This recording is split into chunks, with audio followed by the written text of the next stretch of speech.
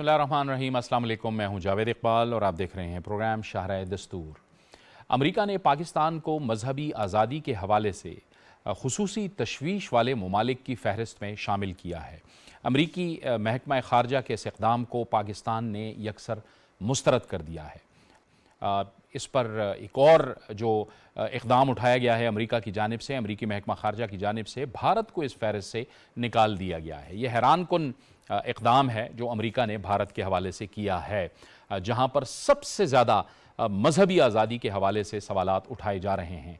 मुसलमानों समेत मकबूजा कश्मीर की अगर आप सूरत हाल जाँचें या फिर भारत के अंदर जाएं और भारत के अंदर मुसलमानों समेत अक़लियतों की अगर सूरत हाल की हम बात करें तो भारत का जो आरएसएस है और जो हिंदुत्व जो फ़िलासफ़ी है वो हमला आवर है भारत के अंदर जो अक़लियतें हैं उन पर। पाकिस्तान ने अमरीकी इक़दाम को यकसर मुस्तरद कर दिया है और पाकिस्तान की वज़ारत ख़ारजा कहती है कि पाकिस्तान ने मुल्क में मजहबी आज़ादी के लिए, मजहबी हम आहंगी के लिए और अक़लियतों के हुकूक़ के लिए बहुत से मुनासिब इक़दामात किए हैं और पाकिस्तान को इस किस्म का कोई मसला नहीं है। जबकि दूसरी तरफ भारत अक़लियतों में जो सूरत हाल भारत ने अक़लियतों के साथ रवा रखी है उसको जो फहरिस्त से निकाला गया है, ये यकीनी तौर पर एक तशवीशनाक बात है। और ये न सिर्फ एक मुल्क के लिए बल्कि आलमी सतह पर जो मजहबी हम आहंगी के लिए कोशिशें जारी हैं उनको नुकसान देने के मुतरादिफ है। दूसरी जानिब हम देख रहे हैं कि भारत के अंदर जो सूरत हाल है, इलेक्शन की तरफ भारत भी बढ़ रहा है, लेकिन एक बार फिर वहाँ पर पाकिस्तान को शायद मरकज़ मौजू बनाया जा रहा है इन इलेक्शन के लिए। भारतीय हुकूमत और मोदी पर अपनी ही पार्टी के अजय यादव ने एक संगीन इल्ज़ाम लगाया है और वो कहते हैं कि 22 जनवरी को जब राम मंदिर का इफ्तिताह होने जा रहा है, जो भारतीय वज़ीर आज़म मोदी करेंगे, साजिश तैयार की गई है मोदी की जानिब से कि वहाँ पर एक बम धमाका किया जाएगा और उसके बाद उसका इल्ज़ाम पाकिस्तान पर लगाकर एक बार फिर मुल्क में मजहबी फसादात करवाए जाएंगे, एक कशीदगी का माहौल बनाया जाएगा और ये सब कुछ होगा इलेक्शन जीतने के लिए। तो इन तमाम मामलात पर आज हम अपने प्रोग्राम में बात करेंगे और इसके लिए हमें ज्वाइन कर रही हैं स्टूडियोज़ में माहिर कानून भी हैं, कश्मीर उमूर पर गहरी नज़र रखती हैं, सुंदस मलिक, आपको खुश आमदेद कहते हैं सुंदस। हमें ज्वाइन कर रहे हैं बैनुल-अक़वामी उमूर के माहिर जनाब डॉक्टर मुनव्वर हुसैन, डॉक्टर साहब आपको खुश आमदेद कहते हैं। सहाफ़ी और हमारे कुलीग अब्दुल्ला नाशाद भी हमें ज्वाइन कर रहे हैं, अब्दुल्ला आपको भी खुश आमदेद कहते हैं इस गुफ्तगू में। और साबिक सफ़ीर जमील अहमद ख़ान हमें ज्वाइन कर रहे हैं वीडियो लिंक पर। जमील साहब आपको भी बहुत खुश आमदेद कहते हैं। जमील साहब पहले तो आप ये फरमाइएगा, ये क्या इम्तियाज़ी रवैया है? पाकिस्तान ने ज़ाहिर है इसको करार दिया है कि एक बहुत मुतासिबाना इक़दाम है और ये इम्तियाज़ी रवैया हमेशा से अमेरिका का सामने आया है जब भी पाकिस्तान और भारत की बात की जाए। एक तरफ भारत में जो कुछ हो रहा है और फिर पाकिस्तान के हवाले से इस किस्म की बातें करना।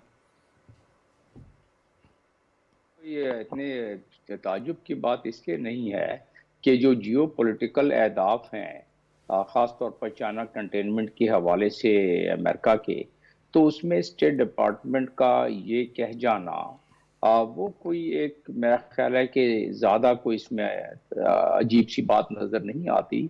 इसलिए कि अमेरिका अपने जियो पॉलिटिकल अहदाफ को हासिल करने के लिए, अपने एलाइज़ को मुतमईन रखने के लिए और अपने एलाइज को, जैसे इंडिया है, अनड्यू फेवर करने के लिए ये तमाम चीज़ें कर सकता है और ये किया है। देखिए ये हम तो पाकिस्तान के फॉरेन ऑफिस ने सारी चीज़ें सामने आया करके रख दी है, लेकिन दुनिया अक़वाम को इस पर भी गौर करना चाहिए कि जो इससे पहले रिलीजियस फ्रीडम कमीशन की रिपोर्ट आई उसमें 75 के करीब कांग्रेसमैन और हाउस ऑफ कॉमन के अपने ही डेमोक्रेट्स ने लिखा बाइडेन एडमिनिस्ट्रेशन को, प्रेसिडेंट को एड्रेस किया कि आप इंडिया के खिलाफ इक़दाम करें और हमारे प्रिंसिपल यही है कि हम रिलीजियस फ्रीडम को की, और हमारे ये एक्ट में शामिल है अमेरिका के कि वो रिलीजियस फ्रीडम एक्ट के तहत कमीशन बना है और कमीशन ही रिकमेंडेशन देता है अपनी हुकूमत को, स्टेट डिपार्टमेंट को, और उसके मुताबिक जो इम्प्लीमेंटिंग ऑर्गन्स हैं उसके वो मुतहर्रिक होते हैं।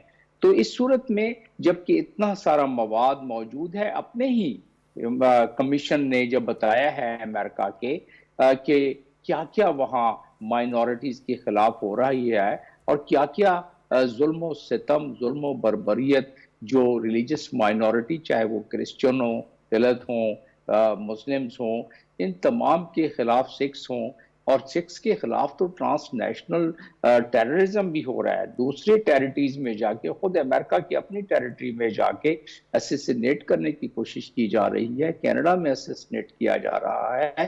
तो इन तमाम सीरियस वायलेशन जिसका कि प्रूफ मौजूद है, उसके बावजूद जब आती है बात जियोपॉलिटिकल कंसिडरेशन की, तो उसमें अमेरिका फेवर कर जाता है इंडिया को। ये तो बात बिल्कुल हमारी कहने से अपनी जगह पे जो उसमें वजन है, लेकिन मैंने जो अभी आपको हवाले दिए हैं वो दूसरी दुनिया के दूसरे ममालिक के हवाले दिए हैं। उसके बावजूद एक नरम गोशी रखना इंडिया की तरफ, जबकि इंडिया के अपने 75 कांग्रेस, यूएस के अपने 75 कांग्रेस, अमेरिका के कांग्रेसमैन और वुमेन कह रही हैं कि आप एक्शन लें इंडिया के खिलाफ, और उसमें बायलैटरल एक्शन भी हो सकता है, उसमें इंडिया को तंबीह भी की जा सकती है। आप अंदाजा करें कि बाइडन को अभी आना था, तो बाइडन ने जब कैंसिल किया अपना इस पे रिपब्लिकन डे पर इंडिया के आने से इज्तनाब किया, तो उसमें उज़र कुछ और पेश किया गया। हालांकि पसे पर्दा यही कहा जा रहा है और यही समझा जा रहा है कि ये जो अमेरिकन सॉइल पर एक रिलीजियस माइनॉरिटी के एक अहम फर्द के खिलाफ असेसिनेशन का अटेम्प्ट किया गया, जिसकी वजह से इंटरनल प्रेशर डेवलप हुआ अमेरिका पे, और इलेक्शन का वहां भी सीजन है। तो और बाइडन की पॉपुलैरिटी वैसे भी 40% पर आ गई है, तो जिसकी वजह से पसे पर्दा जो है उन्होंने बहाना और कुछ बनाया और कैंसिल हो गया।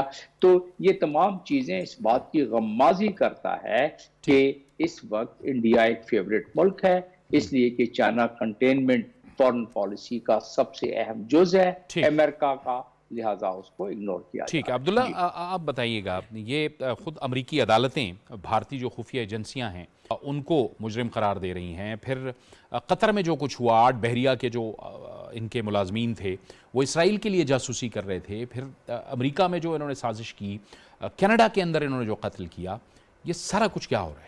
देखिए, सबसे पहले तो कतर के अंदर जो था वो 8 भारतीय बहरिया के अफसरान थे जो एक अज़ारा दाहिर ग्लोबल टेक्नोलॉजी कंपनी की आड़ में इसराइल के लिए कतर की जो जदीद अतालवी सबमरीन है उसकी जासूसी कर रहे थे। वो सारा कज़िया खुल जाता है, उसके बाद उनकी कतर की अदालत उन्हें जो है चार्जशीट कर देती है। इवन उस पूरी कंपनी के अंदर जितने भी इंडियंस काम कर रहे थे सबको निकाल दिया गया, उनसे भरोसा उठ गया था, और उसके बाद उन्हें सजाए मौत सुनाई जाती है, जो बाद में खैर अभी उम्र कैद में तब्दील हो गई है। ये एक मिसाल है। 18 जून को पिछले साल हरदीप निज्जर का कत्ल होता है कनाडा के अंदर। कनाडा के जो वज़ीर आज़म है जस्टिन ट्रूडो, वो बताते हैं अपनी पार्लियामेंट के अंदर आके कि इसके अंदर इंडिया इन्वॉल्व है। और आप देखें, अवतार सिंह खंडा को बर्मिंघम के अंदर कत्ल कर दिया जाता है, और इंडियन मीडिया इसके ऊपर पूरी कैंपेन चलाता है कि जो खालिस्तान के समर्थक यानी हामी सिख हैं, इनका यही हशर होगा और ऐसा होगा वैसा होगा। ये जो अमेरिका ने अभी किया है कि उनको उस फहरिस्त से निकाल दिया, ये तो एक खेल बन गया है ना, कि जब वो अपनी उनकी ज़रूरत होती है वो प्रेशर डालने के लिए डाल देते हैं या फिर निकाल देते हैं। हालांकि 3 हफ्ते पहले निखिल गुप्ता, एक इंडियन ओरिजिन का आदमी है जो अमेरिका के अंदर था, उसने न्यूयॉर्क के अंदर गुरपतवंत सिंह पुन्नू जो 6 स्पॉट जस्टिस के हेड हैं, उन्हें असैसिनेट कराने के लिए हिटमैन हायर किया, और $1 लाख के अंदर उनकी जो टारगेट किलिंग थी उसका सौदा किया, और उसके $15,000 पेशगी अदा भी कर दिए गए थे। और वो किससे राब्ते में था? वो इंडियन CRPF जो सेंट्रल रिजर्व पुलिस फोर्स है, उसके एक सीनियर ऑफिसर, फील्ड ऑफिसर की तरफ से ऑपरेट किया जा रहा था। ये मिसाल हो गई सारी, यानी एक तरफ जस्टिन ट्रूडो कह रहे हैं, कैनेडियन इंटेलिजेंस एजेंसीज कह रही हैं, अमेरिका की न्यूयॉर्क के अटर्नी ने खुद उसको चार्जशीट किया है, और साथ कहा गया इसके ऊपर जॉन कर्बी ने स्टेटमेंट दी बाकायदा कि हम उम्मीद करते हैं कि जो भारत है इसमें हमारे साथ वो करेगा। इसके साथ आप अगर इंडिया के अंदर देखें, इस वक्त इलेक्शंस का माहौल है। 22 जनवरी को इस वक्त जो राम मंदिर का इफ्तिताह किया जाना है, वो इंडियन डोमेस्टिक पॉलिटिक्स का इस वक्त सबसे बड़ा इशू है। इसकी जो मुकर्ररा तारीख थी वो अप्रैल के अंदर थी, जब रामनवमी का त्यौहार होता है उसके बाद, लेकिन तब तक वो इलेक्शन का जो कोड ऑफ कंडक्ट है वो उसकी इजाज़त ना देता प्रचार की, इसलिए इसे जनवरी में ले आया गया है। और 22 जनवरी को इतना क्रूशल डे बताया जा रहा है। ये तो एक अजय यादव की आपने बात की, वो RJD के बिहार के मेंबर हैं और विधायक हैं, उन्होंने कहा है कि वहाँ पर बॉम्बिंग की जा सकती है। इससे पहले सत्यपाल मलिक, जिन्होंने पुलवामा के वक्त उसका भांडा फोड़ा था, देखें 2019 के अंदर पुलवामा हुआ, मोदी इलेक्शन जीत गया था। इस वक्त भी उन्हें एक तो राम मंदिर को उन्होंने डोमेस्टिकली इशू बनाया और उस मौके पे वो कोई वाकया करा के या कोई फॉल्स फ्लैग ऑपरेशन करा के उसको लोकसभा चुनाव में इस्तेमाल करना चाहते हैं। प्रशांत भूषण जो माहिर कानून है, उन्होंने ये कहा है कि ऐसा कुछ हो सकता है कि कोई फॉल्स फ्लैग ऑपरेशन हो या इसके इफ्तिताह के मौके पर कुछ ऐसा कर दिया जाए। हम देखते हैं कि अभी 5 भारतीय रियासतों में इंतखाबात हुए थे, उसके अंदर 3 में मध्य प्रदेश, राजस्थान, छत्तीसगढ़ में बीजेपी कामयाब हो गया। बीजेपी ने जितने बीजेपी के सीनियर मेंबरान थे उसमें से किसी को वजारत आला नहीं दी, जबकि आरएसएस के 3 एडमिनिस्ट्रेटर्स को उठा के लाया गया है और उन्हें वहाँ पे लगा दिया गया है, जिनकी कोई सियासी तारीख नहीं है या किसी किस्म का उनकी सिर्फ एक ये शोहरत है कि वो बहुत अच्छे एडमिनिस्ट्रेटर हैं। अब ऐसा क्यों किया जा रहा है? देखें, शिवराज सिंह चौहान को मध्य प्रदेश में नहीं दी गई सीट, रमन सिंह को छत्तीसगढ़ में नहीं दी गई, राजस्थान के अंदर वसुंधरा राजे सिंधिया को नहीं दी गई, उनकी जगह भजन लाल शर्मा को लाया गया, मध्य प्रदेश में डॉक्टर मोहन यादव को लाया गया, छत्तीसगढ़ के अंदर विष्णु देवसाई को लाया गया।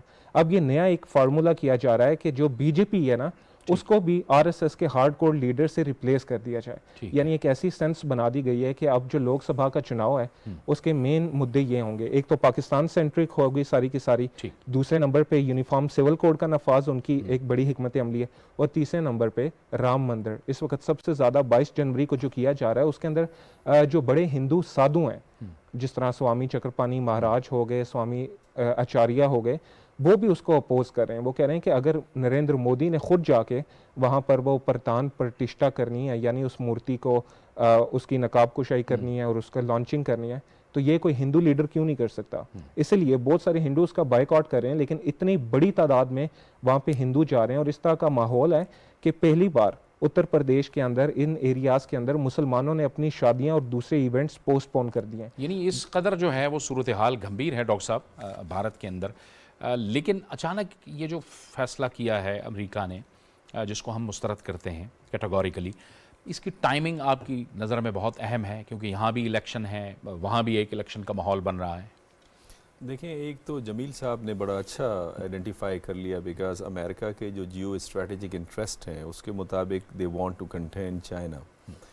हालांकि दूसरी तरफ चाइना के साथ उन्होंने कम्युनिकेशन भी बहाल की हुई है, specially in the domain of defence, because they had a fear कि ये ना हो कि गलत फहमी में वॉर छिड़ जाए, जिस तरह 1960s में हॉटलाइन कायम की गई थी सोवियत यूनियन के साथ, और उसमें इंडिया चूँकि फिट इन होता है और इंडिया को थोड़े अरसे के लिए अंडर प्रेशर लाया गया ताकि जो इकोनॉमिक इंटरेस्ट हैं स्पेशली अमेरिकन बिजनेसमैन को वो अपॉर्चुनिटी नहीं थी इंडिया के अंदर जो इंडियन बिजनेसमैन को अमेरिका के अंदर है। बहरहाल दूसरी जो अहम वजह जो मैं समझता हूँ, अगर आप अमेरिकन स्ट्रेटेजिक थिंकर्स को देखें तो बुनियादी तौर पे America has become weak country.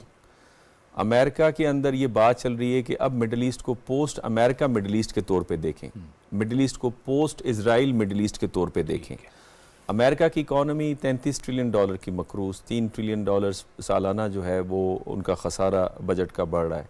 Image की हालत ये है, तासुर की अमेरिका की हालत ये है कि वो जो अमेरिका चैम्पियन ऑफ फ्रीडम समझा जाता था, चैम्पियन ऑफ डेमोक्रेसी समझा जाता था, champion of right of self determination समझा जाता था, वो अमेरिका आजकल बदनाम है कि दहशत गर्दी दुनिया में और ऑक्यूपेशन और जेनोसाइड का सबसे बड़ा सपोर्टर अमेरिका है, जिसकी वजह से अमेरिका को इस वक्त आइसोलेशन का शिकार है।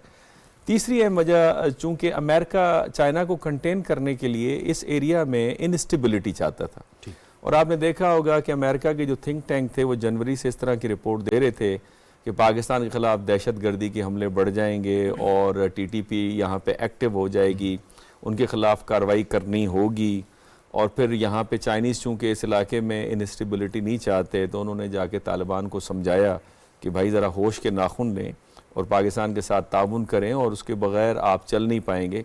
लिहाजा आपने देखा कि तालिबान जो हमारे पास मेरे ख़्याल में कंदहार के गवर्नर साहब वो तशरीफ़ लाए थे और उनकी मुलाकातें भी आ रही, फिर मौलाना फजल रहमान भी वहाँ तशरीफ़ ले गए, तो ये भी अमेरिका को एक बात चुभती है, इसलिए पाकिस्तान को अंडर प्रेशर लाने के लिए इस तरह की एक्टिविटीज़ नज़र आती हैं। फोर्थ में ये समझता हूँ कि अमेरिका अपने आइडियलिज़म से हट गया है। जो फाउंडिंग फादर ने जो बेस रखी थी अमेरिका की, उसमें अगर आप देखें कि एक ऐसा मॉडल होगा कि सारी दुनिया उसको फॉलो करेगी, जिसमें जेफरसन है, हैमिल्टन है, वाशिंगटन उसके अंदर है, उस जो आइडियलिज़म से हट कर अमेरिका किसी और डगर पे चल गया है। विद इन अमेरिका तो आप कह सकते हैं कि वो वही लिबरलिज्म को लेके जा रहा है, लेकिन आउट ऑफ अमेरिका वो बड़े रियलिस्ट हैं। विद इन अमेरिका भी वो लिबरल, खुद लिबरल हो गया है। जिस तरह की डेमोक्रेसी वहाँ पे नज़र आ रही है, जिस तरह की अदालतें वहाँ पे खेल खेली जा रही हैं, जिस तरह की डीप स्टेट वहाँ पे उनकी पॉलिटिक्स में अपना रोल प्ले कर रही हैं, तो ओवरऑल अगर मैं इसको कंक्लूड करूँ तो आई वुड से कि अमेरिका वीक हो गया है और वो इंडिया के अंडर प्रेशर है। चूँकि जयशंकर साहब ने जिस तरह से रशिया का दौरा किया और अमेरिकन को ये खदशा जाहिर हुआ, जो गार्डियन ने रिपोर्ट भी की थी, यूके के अखबार ने, कि जो खदोखाल है दुनिया की सियासत की, जिसमें रशिया जिसे इन्विजन कर रहा है, उसको इंडिया पाए तकमील तक पहुंचाने में उनका साथी बन रहा है। तो मैं समझता हूं कि अंडर प्रेशर भी है, लिहाजा पाकिस्तान को अंडर प्रेशर लाया जा रहा है, क्योंकि इस खित्ते से अगर पाकिस्तान से भी अमेरिका निकलता है तो इस खित्ते से भी हकीकत में उसका सफाया, मिडल ईस्ट से सफाया है, लेकिन यहाँ से भी उसका मुकम्मल तौर पर सफाया हो जाएगा, क्योंकि उसके जितने भी स्ट्रेटेजिक पार्टनर्स थे, जिसमें सऊदी अरब, UAE, आपको ले लीजिए, पाकिस्तान में इंशाल्लाह ये सारे ब्रिक्स के मेंबर बन गए हैं या बनेंगे। तो उस सूरत हाल में जो मल्टीपोलैरिटी है उसके अंदर अमेरिका की वो से नहीं रही जो रहनी होगी। तो ये इस तरह के जो अब ये चीज़ें पास कर रहे हैं, इनकी कोई ज़ाहिरन अब इनकी कोई हैसियत बाकी नहीं है। सुंदर साहब बताइए, 2020 में अमेरिकी कमीशन ने भारत को खुसूसी तशवीश वाले ममालिक में शामिल किया था। फिर अमेरिकी हुकूमत पब्लिकली ज़ाहिर है भारत के हवाले से ऐसी कोई बात नहीं करती। अगर आप 2020 में डोनाल्ड ट्रंप का दौरा देखें, उस वक्त के सदर का, तो उन्होंने भारत में जाके मजहबी आज़ादी के लिए मोदी की तारीफ की थी। हालांकि उसी 2020 के अंदर दिल्ली के अंदर जो है वह बहुत बड़ी वायलेंस हुई थी। जी देखिए जी, जहाँ तक बात है डबल स्टैंडर्ड्स की, हमें नज़र अब तो जैसे डॉक्टर साहब ने भी राइटली पॉइंट आउट किया कि अमेरिका की वो जो एक इमेज थी as a beacon of democracy and human rights and justice, वो अब हमें काफ़ी हद तक डिसेमिनेट होती हुई नज़र आ रही है, specially because of the Israel Palestine issue. उसमें हमने देखा है कि अमेरिका ने एक तरह की बेशर्मी से इज़राइल का साथ देते हुए तमाम इंसानी हकूक़ को अपने पैरों तले रोन दिया। तो हमें ये नज़र आता है कि अमेरिका डबल स्टैंडर्ड से तो सफ़र इस वक्त इस हवाले से कर रहे हैं। जहाँ तक उनकी जियोपॉलिटिकल स्ट्रैटेजी है, जैसे कि एम्बेसडर साहब ने पॉइंट आउट किया कि इंडिया फ़िलहाल उनका फेवरेट है। आई वुड बेग टू से कि फ़िलहाल should be the word which should be noted, because अगर हिंदुस्तान को ये लगता है कि अमेरिका उनको इस्तेमाल ना करके वो दिलो जान से उनके साथ खड़ा है, या जैसा आपने कहा कि डोनाल्ड ट्रंप ने भी उनको बड़ा अप्रिशिएट किया था और अब जो बाइडन को भी हम देखते हैं कि वो उनको अप्रिशिएट करते हैं, लेकिन हमें उसके बहुत मुतरादिफ स्टेट डिपार्टमेंट की तरफ से, US कांग्रेसमैन वुमेन की तरफ से हमें ये रिपोर्ट्स नज़र आती हैं। फिर हमें इंटरनेशनल फोरम्स के ऊपर, चाहे वो ह्यूमन राइट्स वॉच है या वो एमनेस्टी इंटरनेशनल है या इस तरह के जो ह्यूमैनिटेरियन अदारे हैं, हमें उनकी भी रिपोर्ट्स नज़र आती हैं कि असल में जो हिंदुस्तान की इमेज है, जो दुनिया के अंदर भी उनकी इमेज है, वो किस तरीके की है। अभी रिसेंटली हमने शायद देखा सोशल मीडिया पे भी वो काफ़ी आया, दुआ लिपा नाम की एक मौसीकारा हैं from the US, and she was harassed and literally pushed out of where she was in India, और उन्होंने कहा कि जी मैं दोबारा कभी विज़िट नहीं करना चाहूँगी, क्योंकि हिंदुस्तान हम सब जानते हैं एक एक्सट्रीमिस्ट मुल्क है, रिलीजियसली एक्सट्रीमिस्ट मुल्क है, और हिंदुत्व जिसको हम, मुझे तो अब ये लगता है कि हिंदुत्व ज़ायनिज़्म जो है वो एक रियल थ्रेट है, रियल ग्रोइंग थ्रेट है। और चाहे वो फैटफा का हमें नज़र आए कि अगर हम सोचें कि 35 क्लेम पाकिस्तान के ऊपर और 330 क्लेम हिंदुस्तान के ऊपर, तो वहाँ पे टेररिज्म से रिलेटेड, टेररिज्म की एक्सपोर्टेशन से रिलेटेड और जो कम्यूनल वायलेंस है उससे रिलेटेड बहुत सारे खदशात हमें नज़र आते हैं। रिसेंटली अभी हमने कुछ दिन पहले देखा कि महाराष्ट्र के एक MLA लाउड स्पीकर पे खड़े होके कॉल आउट करते हैं मुसलमानों को और कहते हैं कि इनको मारना चाहिए और इनको अपने देश से निकालना चाहिए, और ये एक सिटिंग गवर्नमेंट के इंसान की स्टेटमेंट है। तो अमेरिका को भी ये समझना पड़ेगा कि there is a difference between systematic religious suppression and sporadic events of some sort of disagreement जो एक मज़ाहिब में अक्सर हो जाता है। अमेरिका में भी इस तरह के वाक़यात वाक़यात होते हैं, चाहे वो जो उनके सियाह फ़हम वहाँ के लोग हैं उनके ख़िलाफ़ जो पुलिस के इक़दाम होते हैं उनसे रिलेटेड हो, तो हम उसको रिलीजियस एक्सट्रीमिज़म में नहीं डालते। इसी तरह जो पाकिस्तान में अगर कोई ऐसा वाक़या होता है, हमने देखा है कि तमाम लोग कलेक्टिवली उसको कंडेम करते हैं, ना कि उसके लिए कॉल करते हैं, ना कि उसके ऊपर प्रोग्राम बनाते हैं पूरा एक गवर्नमेंट की पॉलिसी के तहत कि हमने ये अक़लियतें हैं जिनको हमने, चाहे वो यूनिफॉर्म सिविल कोड हो या वो आपका सिटीजनशिप अमेंडमेंट एक्ट हो या आपका UAPA हो या PSA हो, जिसके अंडर सबसे ज़्यादा प्रोसिक्यूट होने वाले लोग मुसलमान हैं। तो हिंदुस्तान में हमें नज़र आता है कि एक सिस्टमैटिक तरीके से मज़ाहिब जो मजहबी अक़लियतें हैं उनको दबाने की कोशिश हो रही है। और चाहे अमेरिका इस तरह की जो स्टेटमेंट्स कर रहा है, I think the life of them is very, shelf life बहुत शॉर्ट है। और जब मुझे लगता है कि हिंदुस्तान देखेगा कि वो जब अपने नेबर्स के साथ अपने हालात को उस तरह अच्छा नहीं कर सकता, तो इतनी दूर बैठा एक अमेरिका जैसा ally, I don't think it in the long run it can be favourable thing for them. ठीक है, इस गुफ्तगू को हम आगे बढ़ाते हैं, लेकिन एक ब्रेक का वक्त हो गया है। एक ब्रेक लेंगे और ब्रेक के बाद प्रोग्राम जारी रहेगा।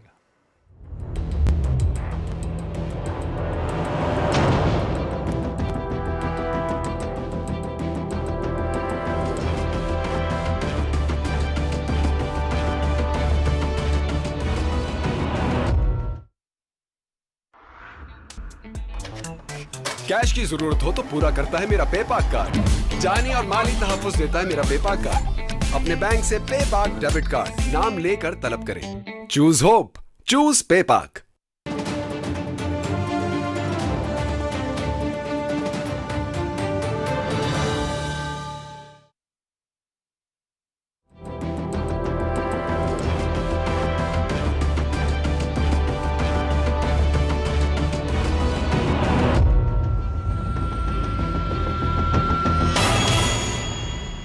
प्रोग्राम में नाज़रीन एक बार फिर आपको खुश आमदीद कहते हैं। इससे पहले कि मैं जमील साहब की तरफ जाऊं, अब्दुल्ला आप बताइए, ये जो जिस तरह से सुंदर ने फरमाया कि एक सिस्टमेटिक तरीके से भारत आगे बढ़ रहा है, ये अब हम देख रहे हैं कि भारत अगर सिस्टमेटिक तरीके से आगे बढ़ रहा है तो एक तो अक़लियतों को दबा रहा है, मुसलमानों की नस्लकुशी कर रहा है, अब तो नस्लकुशी की बात हो रही है। लेकिन 2014 में जब मोदी आए तो उन्होंने मुसलमानों के ख़िलाफ़ यह हैट्रिक शुरू किया। उसके बाद 2019 में जब वो दोबारा इलेक्ट हुए तो फिर उन्होंने कवानीन बनाना भी शुरू कर दिए मुसलमानों के ख़िलाफ़। और ये सिटीज़नशिप एक्ट को अगर देखा जाए उस पर OIC भी बोले और बहुत से ममालिक ने उस पर एतराज़ भी किया, तहफ़्फ़ुज़ात का भी इजहार किया, लेकिन वो अपना अमल उसने जारी रखा हुआ है। सर देखिए जिस तरह अमेरिका की भी बात हो रही थी, सेम अमेरिका ने 2005 में मोदी को बैन कर दिया था एंट्री से, तो उसके तो डबल स्टैंडर्ड्स की बात ही क्या की जाए। असल में अब हो ये रहा है कि भारत के अंदर जब से एवर सिंस 2014 से बीजेपी आई है इक़्तिदार के अंदर, उनका एक ही ख्वाब है कि भारत को उन्होंने हिंदू रियासत डिक्लेयर करना है। और इसके अंदर बैकग्राउंड में क्या चाह रहा है, 1925 के अंदर RSS वजूद में आई थी, 2025 में उसकी 100 साला जश्न मनाया जाएगा। और RSS के बहुत से लीडरान मोहन भागवत समेत ये कह चुके हैं कि 2025 तक वो भारत को किसी भी सूरत हिंदू राष्ट्र डिक्लेयर करना चाह रहे हैं। अब उसके लिए उन्होंने क्या किया, उन्होंने शहरियत तरमीमी बिल लाए थे जिनकी आप बात करें, लव जिहाद एक्ट आया है, उसके तहत उत्तर प्रदेश में सैकड़ों गिरफ्तारियां हो चुकी हैं। गौ रक्षक जो हैं वो इतने बेकाबू हो चुके हैं कि जहाँ पे उनका दिल करता है वो किसी भी मुसलमान की मॉब लिंचिंग कर देते हैं। 3 तलाक वाला मामला हो गया। इस तरह के कितने मुतनाज़ा ज़रई कवानीन थे जिससे उन्होंने सिखों को सरप्रेस करने की कोशिश की। देखिए पिछले साल मई से मणिपुर के अंदर ईसाई कुछ फसादात जारी हैं, जिनके पहले चंद घंटों के अंदर अंदर 150 से ज़्यादा गिरजाघर जला दिए गए थे 36 घंटों के अंदर। वहाँ पे लाखों लोग जो हैं नकल मकानी कर चुके हैं। मणिपुर वैसे 2 स्टेट के अंदर तकसीम होकर रह गई है। राहुल गांधी ने पिछले दिनों ये जो उनकी लोकसभा का सेशन था उसमें खिताब करते हुए कहा है कि मैं मणिपुर का लफ्ज़ तो इस्तेमाल कर रहा हूँ जहाँ पे मोदी एक बार भी नहीं गए, लेकिन मणिपुर का करना नहीं चाहिए क्योंकि मणिपुर अब रहा ही नहीं है। आप सिखों का देख लें, जब से किसान प्रोटेस्ट हुए उनको किस तरह सिस्टमेटिकली सप्रेस किया जा रहा है। दीप सिद्धू को जो वारिस पंजाब डे के सरबराह थे मरवा दिया गया। सिद्धू मूसेवाला की असैसिनेशन होती है। उसके साथ साथ देखें वो जो अमृतपाल सिंह थे वो आसाम की डिब्रूगढ़ जेल में अभी भी कैद हैं। वहाँ पे रोज़ इस तरह के वाक़यात हो रहे हैं। सरदार सिमरनजीत सिंह मान दूसरे तीसरे सिख कह रहे हैं कि हमें दबाया जा रहा है। अगर वो कनाडा के अंदर और अमेरिका के अंदर जाके कत्ल करने से बाज नहीं आ रहे तो भारत के अंदर उनकी क्या सूरत हाल होगी हम जानते हैं। मुसलमानों को सरप्रेस किया जा रहा है। अब जिस तरह 2019 के अंदर उन्होंने कहा था कि अगर हम इलेक्शन जीत गए तो हम सबसे पहला काम करेंगे आर्टिकल 370 को हटाएंगे और उसके साथ हम यूनिफॉर्म सिविल कोड लागू करेंगे, क्योंकि 1985 के अंदर जब बीजेपी कायम हुई थी तो इसके पहले मंशूर के अंदर 3 चीज़ें थी। मकबूजा कश्मीर से आर्टिकल 370 का खात्मा, बाबरी मस्जिद की जगह राम मंदिर का क़याम और उसके साथ यूनिफॉर्म सिविल कोड का नफाज। 2 नकात पूरे हो चुके हैं। तीसरा अब इस इलेक्शन का मेन मुद्दा है। यूनिफॉर्म सिविल कोड क्या है? यकसा शहरी ज़ाब्ता। अगर वो नाफिज हो जाता है तो मुसलमानों दीगर अक़लियतों के तमाम आइली कवानीन ख़त्म हो जाएंगे, उन्हें हिंदुओं के तर्ज ज़िंदगी के मुताबिक रहना पड़ेगा। अब इसके अंदर हमें क्या करना चाहिए? मेरा ये ख्याल है कि हम अमेरिका या यूरोपीय दुनिया को जितनी अपनी बात बावर कराने पे अपनी तवानाइयाँ सर्व करते हैं ना, अगर इंडिया के अंदर बहुत से ऐसे इतदाल पसंद हल्के भी हैं जो खुद सरप्रेस्ड हैं। साउथ इंडिया को देखें, ये इन जो 5 स्टेट्स के इलेक्शन आए उसके अंदर बीजेपी का साउथ इंडिया से पांव उखड़ गए हैं। साउथ और नॉर्थ की खलीज इतनी वसी हो गई है, तो अगर जिस तरह साउथ इंडिया है उसके अंदर अपनी लॉबिंग को स्ट्रॉन्ग किया जाए, क्योंकि वो उन्हें हकीकत में पता ही नहीं कि मसला है क्या, उन्हें मसला कश्मीर तक की नौयत का नहीं पता, तो उन्हें अप्रोच किया जाए, उन्हें अपनी बात समझाई जाए। जिस तरह आप इंडियन मीडिया देख लें, उनका हर बुलेटिन का 20 से 30% हिस्सा पाकिस्तान, कश्मीर और चाइना के ऊपर फोकस्ड होता है। कोई एक वाकया हुआ हो या ना हुआ, उसको वो इतना ज़्यादा प्रोपोगंडा करते हैं कि उसी की गूंज सुनाई दे रही होती है, और या वो सिखों के खिलाफ भी होता है, मुसलमानों के खिलाफ भी, कश्मीरियों के खिलाफ भी। उनकी पार्लियामेंट के अंदर भी कश्मीरियों की जो ऑपरेशन है उसकी आवाज़ उठाई जाती है। जो प्रोफेसर मनोज कुमार झा हैं राष्ट्रीय जनता दल के बिहार के, ये आरजेडी के अजय यादव ने ये स्टेटमेंट दी है। उन्होंने कहा है कि कश्मीरी ख़त्म हो गए, कश्मीरियत को मोदी सरकार सिर्फ एक इशू के तौर पर इस्तेमाल कर रही है, उससे कोई लेना देना नहीं है, वो सिर्फ अपने एजेंडे की तरवीज के लिए इस्तेमाल कर रही है। तो इस वक्त बीजेपी का वाहिद एजेंडा है कि 2025 तक किसी भी तरह भारत को हिंदू राष्ट्र घोषित किया जाए, और उसके लिए वो किसी भी कदम से पीछे नहीं हटेंगे, चाहे उसके उन्हें जितना खमियाजा भुगतना पड़े। और इसकी वजह से उनका अपना सोशल स्ट्रक्चर जो है, सोशल फैब्रिक उनका टूटता जा रहा है। ये आपने जो बात की है, इससे प्रोग्राम से पहले भी डॉक्टर मुनव्वर साहब भी उस तरफ इशारा कर रहे थे। मैं चाहूँगा कि मैं दोबारा आऊँ डॉक्टर साहब से, वही नुक्ता मैं दोबारा। जमील साहब, आप फरमाइएगा, ये जो एक सूरत हाल है, इसमें तो हम देख रहे हैं कि भारत ने गोया, और ख़ासकर आरएसएस ने और बीजेपी के हुकूमत ने जो इस्लामोफोबिया है इसको बिल्कुल एक मरकज़ी नुक्ता बना के इसको मरकज़ी दायरे में ये लाए हैं, मरकज़ी धारे का इसको हिस्सा बनाया गया है, और फिर इस हवाले से ये एक खुसूसी मुहिम चला रहे हैं। और अगर मकबूजा कश्मीर के कॉन्टेक्स्ट में भी देखा जाए तो उसमें भी आपको ये साफ नज़र आता है। और ख़ुद भारत के अंदर जो 20 करोड़ से ज़ायद मुसलमान हैं उनके साथ जो कुछ हो रहा है, और फिर इसके अलावा ज़ाहिर है क्रिश्चियंस के साथ जो हो रहा है, सिखों के साथ जो हो रहा है, वो भी इसका सबूत ही है। जी, जिस तरह की अभी डिस्कशन में बात आई कि इंडिया में जितनी भी कानून साजी हो रही है वो इसी मकसद के लिए हो रही है। जितनी आरएसएस के ज़रिए और हिंदुआता नज़रिए को आगे बढ़ाने के लिए और हिंदू राष्ट्र बनाने के लिए जो इक़दामात सोचे हुए हैं बीजेपी ने, आरएसएस प्रोपेल्ड बीजेपी ने, तो वो उस तरफ उसी जाने बढ़ रहे हैं, और अपनी जियोपॉलिटिकल स्ट्रेंथ को या इंडिया की जो इस वक्त प्रायोरिटी है फॉरेन ऑफिस की नंबर 1, उसको मलूज़े खाते रखते हुए उसको एक्सप्लॉइट कर रहे हैं। और उसकी वजह से बहुत सारी ऐसी एट्रॉसिटीज जो कि इंटरनेशनल कानून की जद में तकरीबन सारी आती हैं, तो उससे उन्हें मुबर्रा करार दिया जा रहा है। अभी तो हमारी बात हो रही है जो इस वक्त रिलीजियस कमीशन ने जो रिलीजियस फ्रीडम के बारे में रिपोर्ट शाया की है, और उसमें इंडिया के बारे में जो जिक्र किया गया है, और जैसा कि मैं पहले सेगमेंट में कह रहा था कि इससे पहले भी जो रिपोर्ट शाया हुई है उसमें भी 75 कांग्रेसमैन उन्होंने ख़त लिखा कि आप इंडिया के खिलाफ एक्शन लें, उस पर भी नहीं हुआ। इसी तरीके से जो डेमोग्राफी चेंज की जा रही है, चाहे वो कश्मीर में की जा रही है या सिटीजन्स एक्ट के तहत या रजिस्ट्रेशन एक्ट के तहत, जो माइनॉरिटीज़ में तो है ही हैं, वो उनसे सिटीजनशिप्स उनसे छीनी जा रही है मुसलमानों से ख़ास तौर पर। तो उसका मकसद यही है कि वो जो अपना उनको हिंदू राष्ट्र उन्होंने बनाना है उस तरफ वो जारी रहे। और फिर इलेक्शन के दौर में जब भी इलेक्शन होता है, अभी जिक्र हुआ पुलवामा का, अभी जिक्र हुआ, आपने अपने इंट्रो में भी कहा कि इस वक्त जो बात उभर के सामने आई है कि 22 जनवरी को क्या इनके अज़ाइम है बम ब्लास्ट के हवाले से और उसका इल्ज़ाम पाकिस्तान पर और मुसलमानों पर लगाने के जो इनके अज़ाइम है वो तो पहले साबित कर चुके हैं। और उसकी तकमील के लिए जो तकरीबन 119 ममालिक में 750 जो इंडियन क्रॉनिकल्स के तहत जो इन्होंने प्रोपेगेंडा किया और उस पकड़े भी गए यूरोपियन यूनियन की तरफ से पकड़े गए, वो यूरोपियन कमीशन की तरफ से पकड़े गए, उसके बावजूद उसी तरीके से दंदनाते फिर रहे हैं।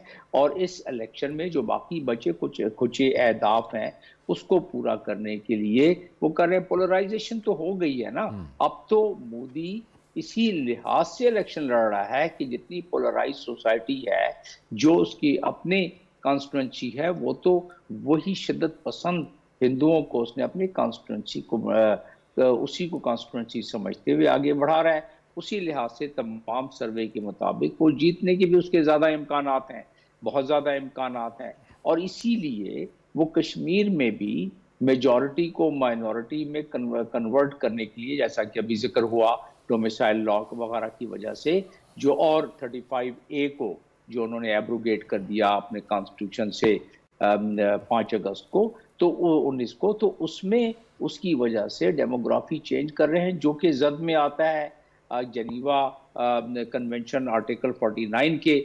और उसी के लिहाज से जो देखा जाए डेमोग्राफी चेंजेस जब भी होती हैं तो उसमें उसका प्रोविजन है कि इंटरनेशनल लॉ जो कमीशन कोड ऑफ क्राइम है उसकी आर्टिकल 20 के तहत भी आता है, और यही अट्रैक्ट करता है ICC के तरफ, इंटरनेशनल क्रिमिनल कोड के स्टैच्यूज के आर्टिकल 8 के तहत। लेकिन उसके बावजूद इस तमाम चीज़ें और तमाम खतरा तो उनके है ही नहीं। UN की अपनी रिपोर्ट ने और सेक्रेटरी जनरल की अपनी रिपोर्ट ने, हमने तो 131 सफ़ों का जो डोजर दिया उसमें तो है ही है, बहुत सारी चीज़ें हमने जाहिर की हुई हैं कि किस तरह जुल्म और बर्बरियत, जुल्म और सितम जारी है मुसलमानों के खिलाफ, यानी कश्मीर में और दुनिया और इंडिया के दूसरे इलाकों में।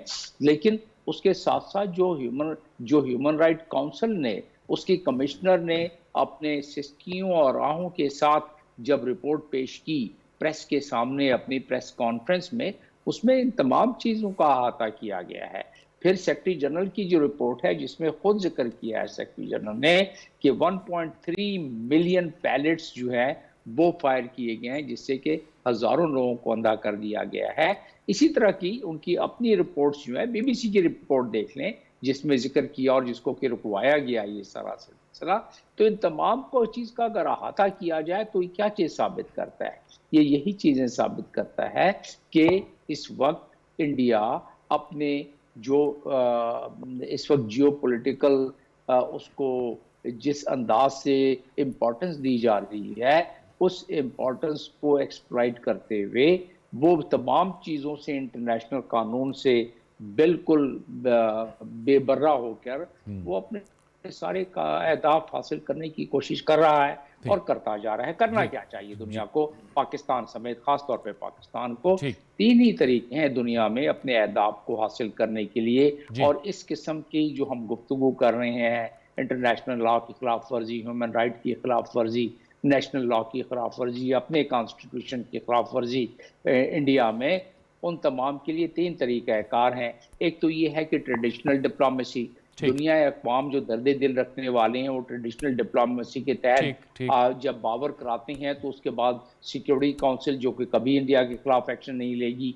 लेकिन उसको मूव किया जा सकता है, जनरल असेंबली जो कि इम्प्लीमेंटिंग एजेंसी नहीं है, मूव किया जा सकता है, और सबसे बड़ी बात है पब्लिक डिप्लोमेसी और लीगल डिप्लोमेसी। उसको जब तक कि हम नहीं और मजीद बढ़ाते रहेंगे कंसिस्टेंसी के साथ और कंटिन्यूटी के साथ, उस वक्त तक बिल्कुल बेलगाम इंडिया चलता जाएगा। आलमी बरादरी को बताने की जरूरत है। आप बिल्कुल दुरुस्त कह रहे हैं डॉक्टर साहब, लेकिन जो आप जो एक सूरत हाल बन चुकी है, एक मंजरनामा बन रहा है, और अगर दोबारा बीजेपी की हुकूमत बनती है तो ये मुल्क को जोड़ेंगे भारत को, या ये मुल्क को तोड़ने की तरफ जा रहे हैं? जो इस वक्त एक जिस फैब्रिक की भी बात हुई कि एक डिस्कनेक्ट भी है, सोशल डिस्कनेक्ट भी है अक़लियतों के साथ, फिर वहाँ पे जो कुछ हो रहा है।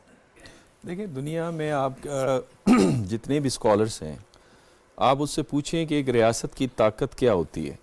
एक रियासत की ताकत तब बनती है जब उसके अंदर सोसाइटल कोहेसिवनेस होता है, पॉलिटिकल कोहेसिवनेस होता है। अब अगर आप सवाल ये पूछें कि क्या इंडियन सोसाइटी कोहेसिव है, इनफैक्ट वो नहीं है। कम्युनल पॉलिटिक्स कर रही है इस वक्त बीजेपी। मैं आज सुबह शो सुन रहा था बरकत दत्त का, तो एक अवार्ड विनिंग जर्नलिस्ट से वो इंटरव्यू कर रही थी। उन्होंने कहा कि मोदी जी इसलिए पॉपुलर हैं इंडिया में, लोग ये समझते हैं चूँकि उनके बीवी बच्चे नहीं हैं तो लिहाजा उन्होंने अपनी लाइफ को डेडिकेट किया हुआ है इंडिया के लिए। लेकिन लोग ये नहीं समझ पा रहे कि मोदी जी ने जो इंडिया के साथ कर दिया है, जहाँ पे सोसाइटी फ्रेगमेंट होके रह गई है, जहाँ पे पोलराइजेशन हो गई है, जहाँ पे मजहब की बुनियाद के ऊपर और फिर ज़ात पात की बुनियाद पर, फिर वो एक मजहब में ज़ात पात की बुनियाद के ऊपर जो डिवीज़न आ गई है, उस डिवीज़न का क्या होगा? क्या वो इंडिया को जोड़े रखेगा? बिकॉज इंडिया को अब तक सेकुलरिज्म ने जोड़े रखा था। सेकुलरिज्म तो फिशा हो गया। बल्कि तो बीजेपी की लीडरशिप है वो तो कह रहे माजी में हमने बलंडर किया था, हमारे फाउंडिंग फादर्स ने बलंडर किया था। कौन सा सेकुलरिज्म? ये हिंदू इंडिया है। एक तो ये विद इन इंडिया। अच्छा, एक्सटर्नल अगर फ्रंट पे देखें एट रीजनल लेवल तो इंडिया आइसोलेट हो गया है और छोटे छोटे ममालिक जो कि इंडिया के पड़ोसी हैं, वो चाइना के भी पड़ोसी हैं। अब वो चाइना कार्ड खेलते हुए वो इंडिया को आंखें दिखा रहे हैं और ऑटोनॉमी शो कर रहे हैं अपनी पॉलिसीज के अंदर। बिलफर्ज मोहम्मद मिजू का मिसाल ले लीजिए, जो प्राइम मिनिस्टर मालदीव के, वो एंटी इंडिया स्टांस था उनका इलेक्शंस के अंदर। नेपाल की मिसाल ले लीजिए, उन्होंने अपना नक्शा जारी कर दिया। आज क्यों लोग डर रहे हैं कि खालिदा जिया पावर में आ जाए बांग्लादेश के अंदर, और ये सब कुछ मोदी क्यों हसीना वाजिद को जो है वो सपोर्ट करते हुए नजर आ रहे हैं? उनकी उसकी बुनियादी वजह यह है कि उन्हें डर है कि यहाँ पे मैं आइसोलेट हो जाऊंगा, और आइसोलेट हो गया है। और चाइना ने अब इंडिया के सारे पड़ोसियों के साथ अपने बॉर्डर इश्यूज रिजॉल्व कर लिए एक्सेप्ट इंडिया। तो इंडिया की वो रीच नहीं है। फिर ये खुद अमेरिकन की बहुत बड़ी गलत फहमी है, वो समझते हैं कि इंडिया कंटेन कर पाएगा चाइना को। मैं सवाल पूछता हूँ, बड़ी आसान सी मैथमेटिक्स है। $19.5 ट्रिलियन की इकोनॉमी को $4.25 ट्रिलियन की इकोनॉमी कैसे कंटेन करती है? जरा मुझे कोई समझा तो दे ये कि ये कैसे कंटेन हो सकता है। उसकी एक छोटी सी मिसाल हमने गोलवान में देख लिया। वो भी हैदराबाद के लोग, साउथ पंजाब के लोग मोदी के पास गए कि भाई आप क्या कर रहे हैं, आपकी middle range lower range industry depend कर रही है चाइना के ऊपर, ये आप क्या जंग छेड़ रहे हैं, आपकी तो इकोनॉमी फिशा हो जाएगी। और फिर मैं ये कहता हूं कि इंडियन जो इकोनॉमी है वो ज्यादातर आईटी प्रोडक्ट के ऊपर है, वो सर्विसेज है, प्रोडक्ट्स तो नहीं है, गुड्स की प्रोडक्शन नहीं है, सर्विसेज है। अगर कल को वेस्ट मुंह मोड़ता है तो फिर इनकी इकोनॉमी का क्या बनेगा? कोई गुड्स प्रोड्यूसिंग इकोनॉमी तो नहीं है। और यही वजह है कि पाकिस्तान अगेन कहता है कि यार पीसफुल अंदाज से रीजन के अंदर कनेक्टिविटी के जरिए प्रॉस्पेरिटी आप लेकर आए और उसके साथ हम चीज़ों को आगे ले जाएं। मुझे आखिरी में बात कहूँगा, जसवंत सिन्हा जो एक्स फॉरेन मिनिस्टर रहे बीजेपी के, उन्होंने कहा था we have lost Kashmir. Kashmir India के हाथ से चला गया है। 1.5 मिलियन, पहले तो 0.9 मिलियन हमें नजर आता था ना कि 9 लाख फौज खड़ी है। अब जो लेटेस्ट फिगर आ रही है 1.5 million Indian forces, paramilitary forces and police force. इसका मतलब है 3.5-4 कश्मीरियों पे एक फौजी खड़ा हुआ है। बिल्कुल ठीक। क्यों खड़ा किया है? आपको डर है ना। अगर 2 मिलियन फलस्तीनियन एक आतिश फिशा फाड़ सकते हैं तो भाई 9 मिलियन या 8 मिलियन कश्मीरी क्यों नहीं कर सकते? और आपका मेथड ऑफ ऑक्यूपेशन तो वही है जो इजरायली मेथड ऑफ ऑक्यूपेशन है, जो एफसीन ने अपनी किताब द पैलेस्टाइन लेबोरेटरी के अंदर मेंशन किया है कि आप तो सबसे बड़े बायर हैं उनकी सर्विलेंस सिस्टम खरीदने के हवाले से, हथियार और मेथड ऑफ ऑक्यूपेशन के। यहाँ तक कि इंडियंस ने अपने फौजी भेजे हैं, 4 गजा के अंदर फौजी इंडियंस मारे गए। अच्छा। तो इससे आप अंदाजा करें कि इंडिया की बैरूनी सतह पे भी, रीजनल लेवल पे भी नाकामी नजर आ रही है, और अंदरूनी सतह पे जो फ्रेगमेंटेशन है जिसका जिक्र भी हुआ कि वो मणिपुर, अब मणिपुर तो नहीं रहा जो अभी हवाला दिया हमारे मेहमान दोस्त ने कि मणिपुर तो नहीं रहा जो कांग्रेस के लीडर कह रहे हैं। तो इंडिया के अंदर एक बेचैनी मौजूद है। मैं समझता हूँ बीजेपी और मोदी साहब ने उसको इस तेजी से इस नहज तक लेकर आए जिसका खात्मा मुझे अनकरीब नजर आ रहा है। बहुत आपने अहम बात की, लेकिन सुंदर से इसके साथ साथ अभी हम देख रहे हैं कि एक 26 जनवरी को हमने हाथ में जमहूरिया होना है, लेकिन उससे पहले मकबूजा कश्मीर के अंदर एक बार फिर भारतीय फौज ने, जिसकी तरफ इशारा भी किया कि क्या सूरत हाल है, वो एक जेल है। अगस्त 2019 के बाद तो वो एक दुनिया की सबसे बड़ी जेल है। उन्होंने जो है एक बार फिर इकदाम शुरू कर दिए हैं, गिरफ्तारियां शुरू हैं, घर घर सर्च ऑपरेशन शुरू हैं, और जो क़यादत है वो तो ज़ाहिर है पाबंद सलासल है। देखिए जी, कश्मीर का जहाँ तक मैटर है, मुझे नहीं लगता कि हमें कहीं और की कोई मिसाल हिंदुस्तान के अंदर से देने की ज़रूरत है ये पता करने के लिए कि हिंदुस्तान की जो हुकूमत इस वक्त मोदी की हुकूमत है वो किस ताक पे रखती है इंसानी हकूक़ को या इंसानियत को।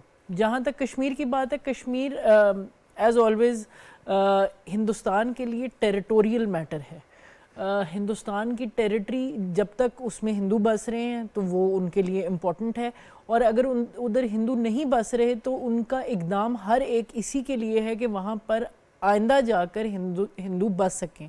चाहे वो अखंड भारत की बात हम करें, दुनिया में कोई इस बात को इग्नोर नहीं कर सकता कि एक्सपेंशनिस्ट हिंदुत्व जो ज़ायनिज़्म है वो एक डार्क और इमिनेंट रियलिटी नहीं है।